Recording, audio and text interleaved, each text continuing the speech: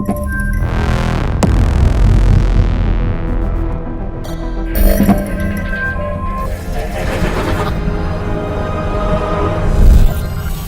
to Who Dares Rolls. I'm Charlie Etheridge Nunn, and Happy New Year. Today I've got something rather exciting that I'm unboxing for you.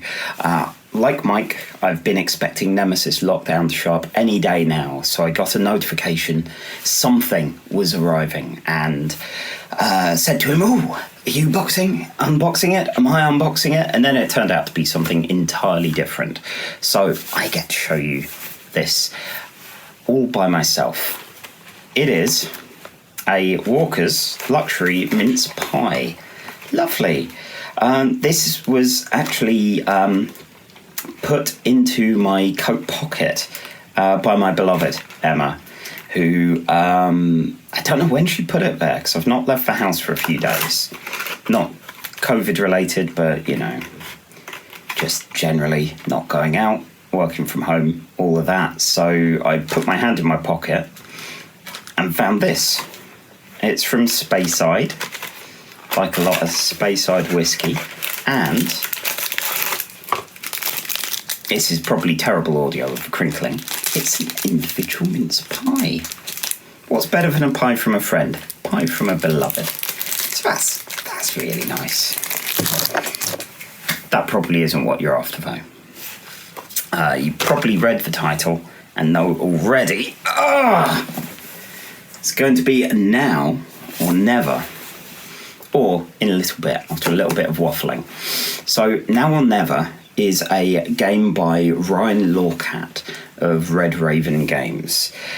He's made a series, all with similar titles. He's made Above and Below, Near and Far, Now or Never. He's also made a ton of other games, all of which have this beautiful art style. Look at that. Isn't that very pretty?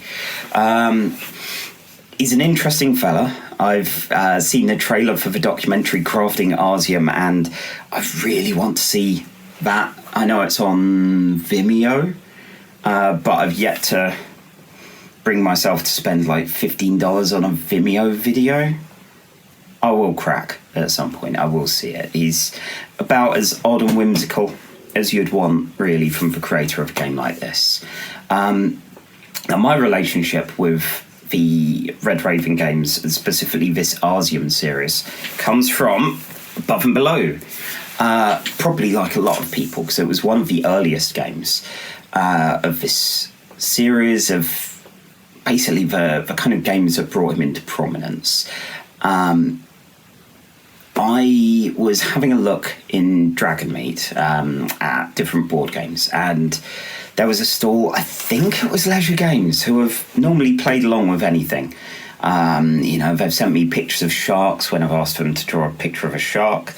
And in this case, I was looking at yet another card game from Kickstarter about pirates divvying up treasure, and I just couldn't be arsed.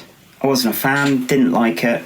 So I saw all of what was there and was saying to them, don't really care for this. Like, what is there? What's out there that I don't know? Impress me. And this one, Above and Below. You like stories? I was like, hell yeah, I like stories. And they said, Above and Below, look at the art. Very pretty. And I asked, because I'm a bit of a dick, give me it in the trailer voice. Give me trailer voice. What is Above and Below about? And bless them, they did it. And I was immediately in that kind of, I must get this. I do not have the money to get it. What a knob, Charlie. What an utter knob. But after selling a bunch of games at the Bring and Buy, I managed to get enough money, went directly there, picked up a copy, and then sat on it for maybe a year, having a skim through the rules. And I don't know, it just didn't click rulebook wise. I'm not entirely sure why. And eventually, when I went to CabinCon, following all of that, I brought it along and made sure to read the rules on the train there and was like, this is a lot simpler than I thought it was. And played it there, loved it, and so many of the people there went on and bought copies. Near and Far came out, and again, a bunch of us backed it. I really enjoyed it. We've not managed to get a complete campaign in. My regular gaming group is 5 players these days. So a 2 to 4 player game isn't quite going to get to the table as often. In fact, it's been so rarely played that we played Mission 3 a second time because we forgot where we were. Very smart. In fact, even my box that I keep all my baggies in,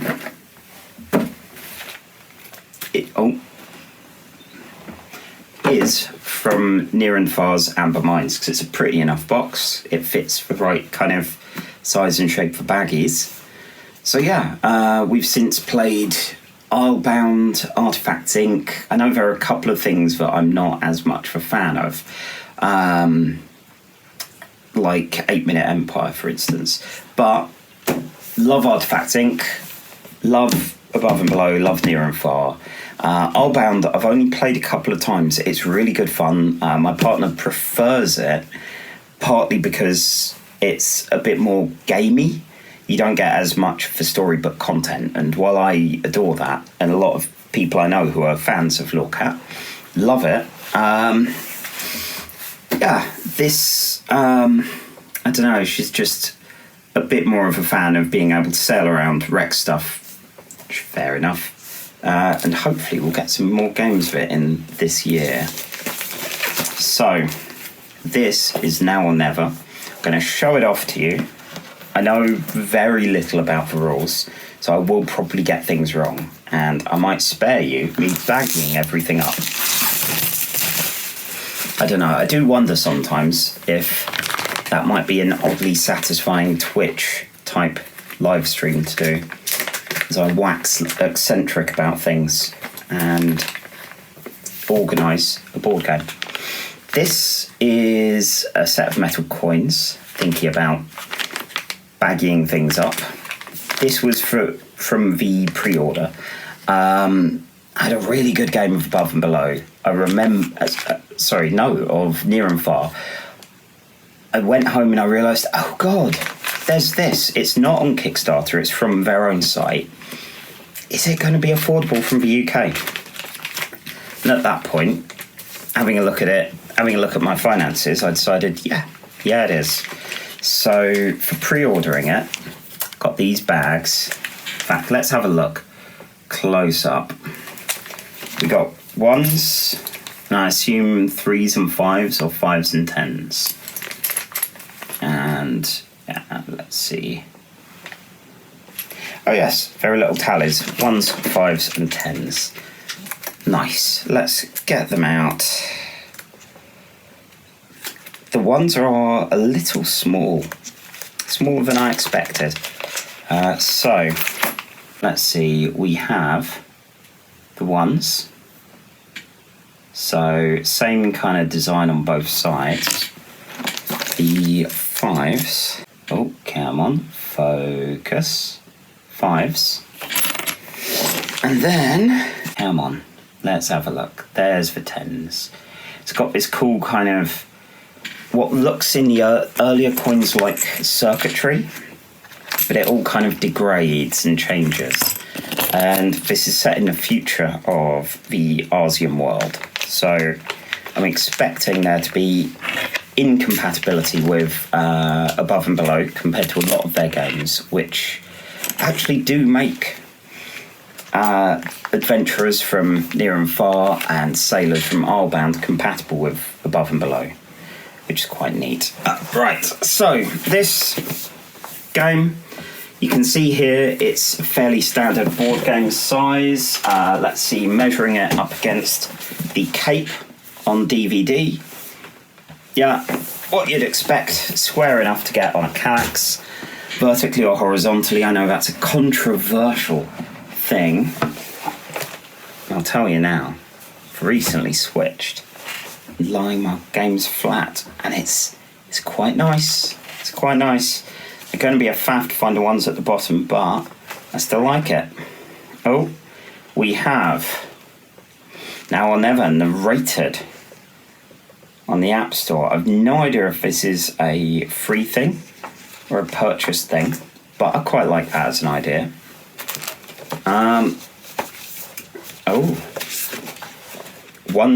One campaign sheet on card.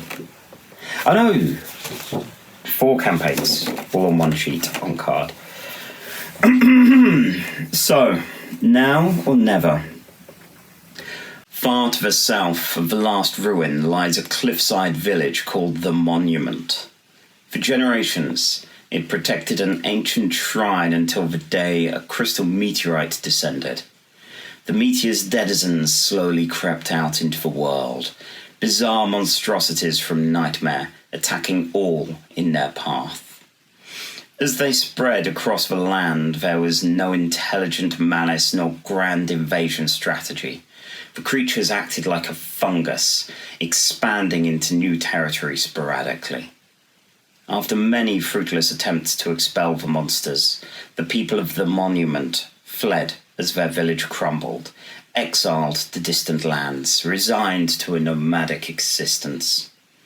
20 years later, there are rumours that the bizarre monsters are growing weak. They're slower, some undergoing a gradual petrification until they crumble to dust. Is it something in the air? Are they dying of old age? Do they suffer from a strange disease? No one is certain. But as the news spreads, various factions set their eyes on the vacant, ruined village of the Monument. The original villagers, now refugees, are desperate to return and rebuild, but they must do it quickly before someone else claims their home. This is their chance. It's now or never.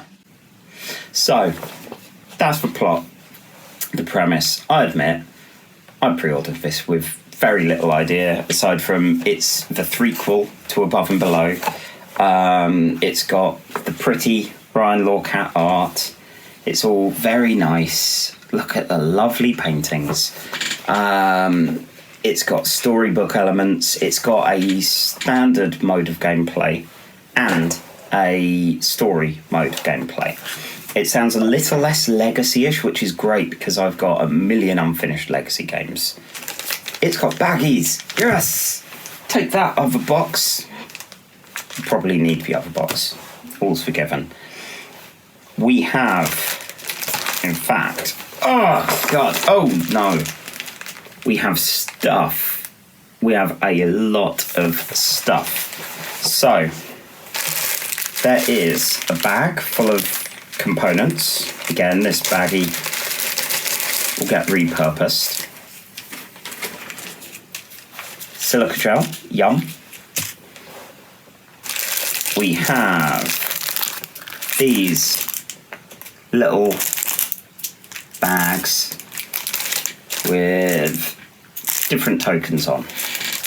They're all, let's see, I assume they're wooden. They feel wooden. So, let's have a look. Now, I'm pretty sure these are used similar to the resource tokens in Tapestry. You keep them on your tableau to measure how many of a thing you've got. Let's see, there are more different ones. Let's have a look. Oh. Yeah. Compared to crystals and hammers, those two look fairly abstract. There's, I know what one of these is.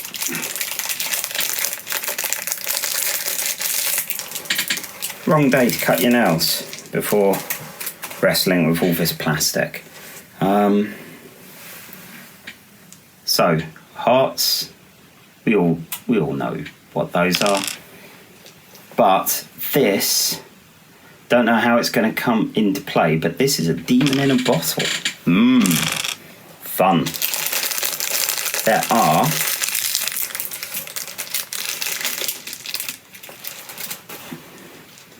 these kind of diamond looking shapes. Interesting. And these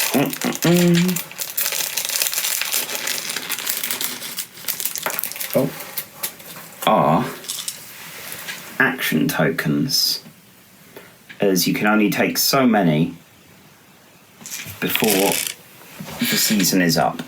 When everyone's taken all their actions, we move on. These plastic bases, you know them.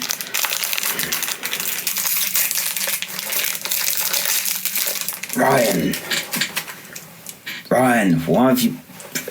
I'll show you close up. D4s, the worst dice. Look at them. They don't roll right, and they get in the feet. If you drop them, they will inevitably get in the feet. There are these. Now, anyone who knows any Ryan Laukat storybook games, any of the previous Arsium ones, will know that they come with a big ring-bound book. And these are the replacement. There's the story mode, 6 chapters, which feels a lot more palatable, to be quite honest. We have chapter 1, chapter 2.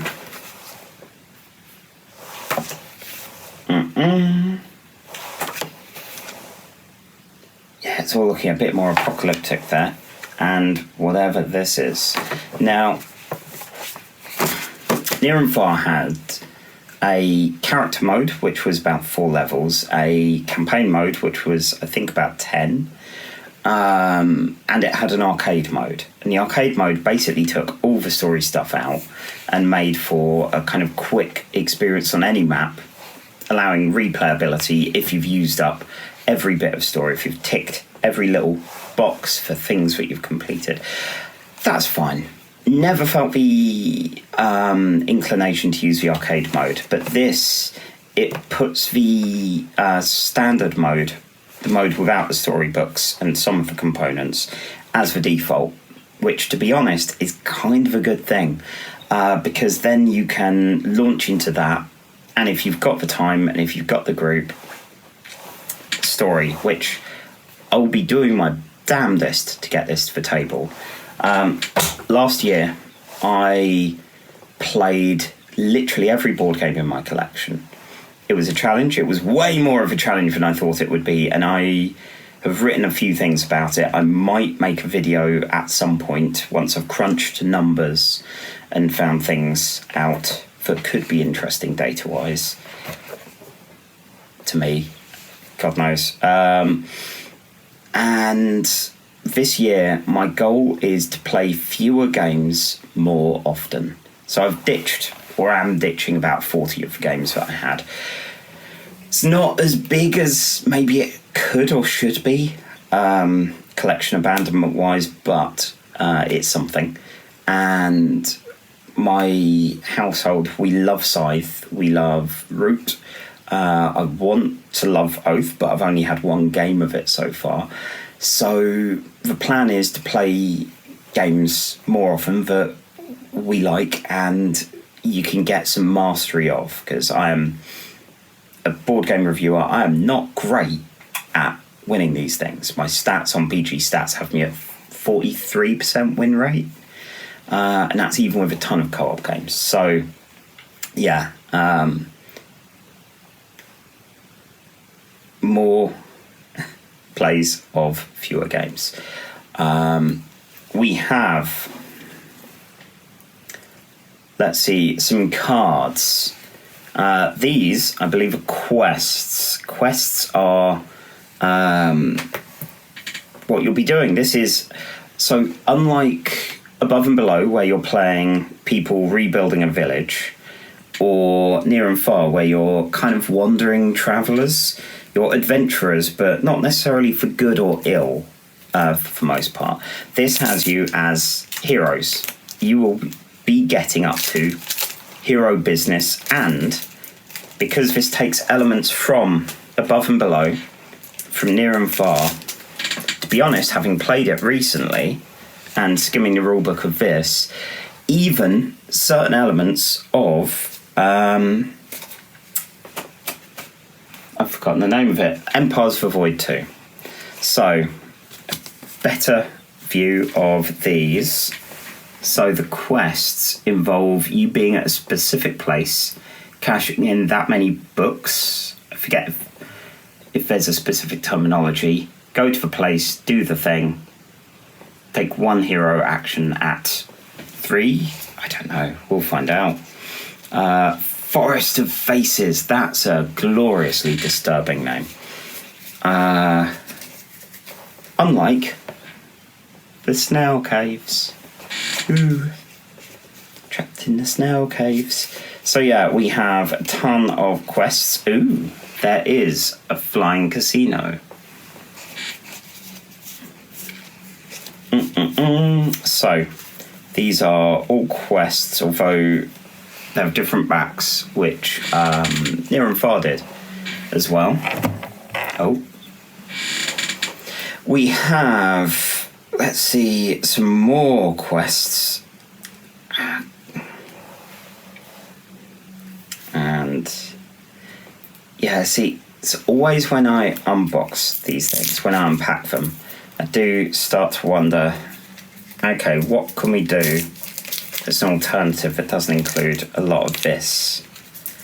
Oh, it's maybe having them pre-baggied, but then, you know, you lose a certain amount of the joy of this, because personally, this is an amount of fun of the game. So yeah, we got some more quests. The Flying Casino, same sort of backs. Come on, I'm not going to keep showing you the same things. We have some solo cards, so if the worst comes to the absolute worst, you could always try the campaign in solo mode. Thank you, Ryan. We have reference cards. Love a good reference card. Production phase. So we've got enough for every player for the main phases. We have the turn, which is, yeah, specialist action, hero action. We have stuff you can do at any time. We have production phase. And then this, which you use to measure the health of enemies. Because again, you are Mr. Big Potatoes running around, doing a big fight against monsters, trying to kind of quest, trying to work your way to the monument, trying to recover your home, trying to build your village/town. We have 4 characters here. We have Namal, a cat, so Emma's going to have dibs on this robot cat. We have Halia, a wandering warrior with a sentient sword, which that does sound pretty rad. We have Marklon, a magician scholar searching for secrets of the past. That's alright. I mean, his hair's a bit, don't know, Bieberish. Got a nice beard. Love it. And Zeke, a geomancer, seek your way to escape prophesized doom. And given a chance, I'm going to be Zeke. His name starts with a Z. That's pretty rad. It's blue, the best colour. Got the funky goggles, got the horns, got this funky stick. Prophesized doom. I'm calling it now best character. Zeke. I was nearly called Zed, actually, thinking about that. Luckily, my dad talked my mum out of that. Okay, we are down to the cardboard. So, we have these. This is where you will be building your town/village. I forget which it refers to it as. You'll be placing your locations down. You'll be paying certain amounts as you go on, as you build up and this is where you'll be placing villagers you rescue. Because quite often when you're fighting these monsters, you're going to be sorting out rescuing villagers, which is quite nice. And you can see there are symbols for amount of points for different things that you put in. So get your lodgings. This, by the way, we'll come back to. There is, just for one of these, seasons, market. It's... oh yeah, this side doesn't have the bottom stuff. I believe this is standard mode.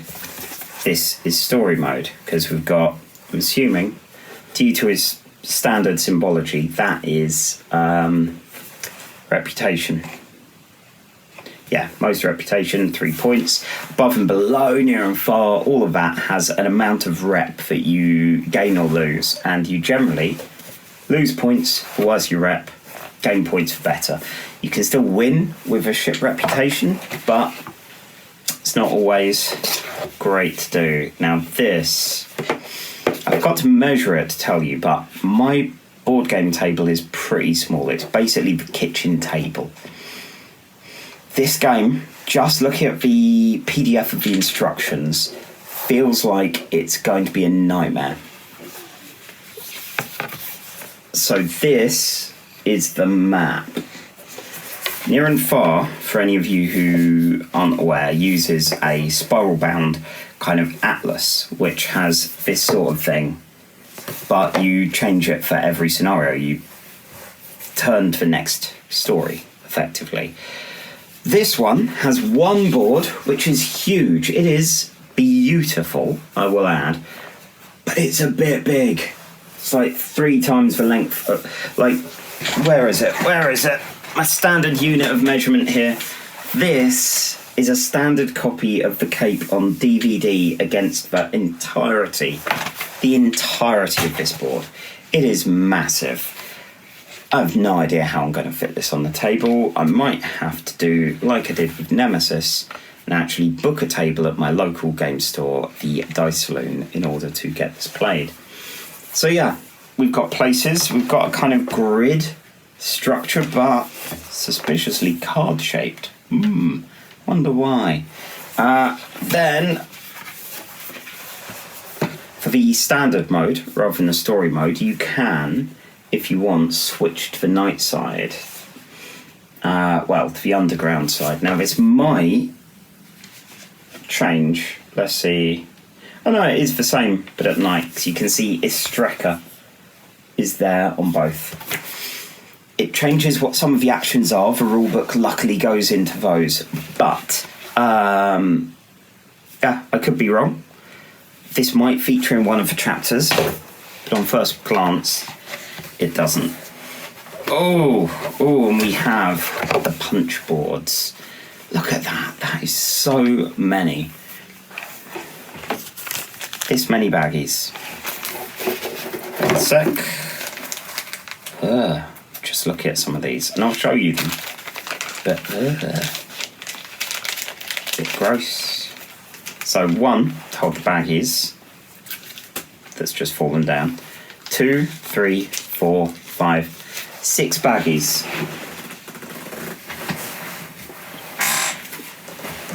Oh yeah, there's the stray. A nice gesture, definitely. I love when a company has more baggies than not. But anyway, where was I? We have each of these with people. These are specialists. You'll start with a couple. You can use your specialists for the action. Other people can... you gain money when other people use yours. So, building stuff, forget what that symbol is. But yeah, these are all your standard kind of Laukat, very pretty looking people. You've got your kind of fishman, you've got your hogman. We have items. There'll be defensive and offensive items because, bringing back our fella Zeke, you have spacers. So you can see here different offensive actions and inventory slots. So Zeke might get a flame saber, which is 6 damage, and then you can do an extra 3 damage if you pay one of those little crystal things. You can have an azure coat. Again, keeping up with blue, like it. We have enemies. Look at all of these lovely enemies. So each of them has, let's see, on the close-up, got the wolf, got its level, health, damage, and your rewards, which means you'll be rescuing a lot of villagers from them. We've got whatever the back is. Do they all have that? Oh, they do, and another one's fallen off. And another one. Yeah, this is worrying. Look at that. Looks a bit big. To be honest, looks a little like something you'd see in the Nether in Minecraft, although it's been years since I've done Minecraft, so it may be completely different. So we have 4. Ooh. We have Steampunk Granny.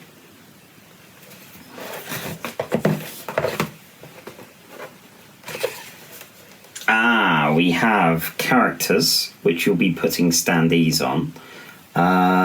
We also have, where is it? Airship, which is pretty cool. And little villagers. So these are people you'll rescue. It's kind of neat. So you got those. Aha! And then you have these little buildings. So similar to above and below, you'll be building a village, putting them in. Another reason why I think this might end up being a bit of a table space killer. Scholar's Tower. No idea, but makes books. Another reason I think this may be a table space killer is because you all shuffle up and make a grid of those buildings. And then you're going to be buying them and putting them onto your own grid. So you'll be making some space as you go. But that feels like it's going to take a lot of room. You've got this big board. You got this track. And each player needs... Oh God, where is it? Yeah, one of these, and a virtual one of these as well. Yeah, I'm still excited to play it. It's just, that's going to be a lot of space. So, that is now or never. Definitely going to have a look, see what's up with this, whether or not we can get that, the audio of it done. Apparently Above and Below and Frosthaven also have similar things. So yeah, that'll be interesting. So yeah, now I'm gonna unpack all of these things, gonna pop them out, which you don't have to stay here for, because it's a very private business between a man and his cardboard components. So yes, I'll bid you all good day. Remember to subscribe to the channel, like, notification bell if that's your thing. We've got a Patreon, got a website. It's mostly linking to videos at the moment, 'cause we've been doing a lot of video stuff. But if you're lucky, I might fling out the occasional written piece on there as well. So that's it from me. Good day.